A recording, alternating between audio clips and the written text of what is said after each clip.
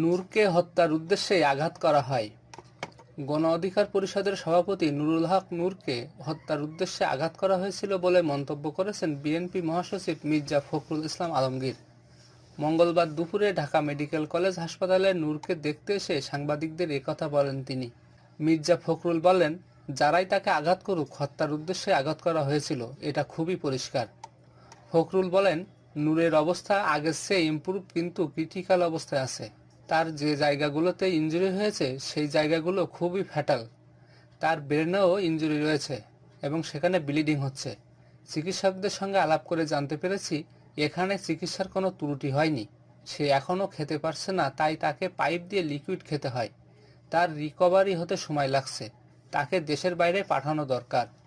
BNP মহাসচিব বলেন, অভ্যুত্থানের পরও আইন প্রয়োগকারী সংস্থা যদি আমাদের নেতাদের উপর এভাবে আক্রমণ করে, তাহলে সাধারণ মানুষকে কি করছে চিন্তা করেন।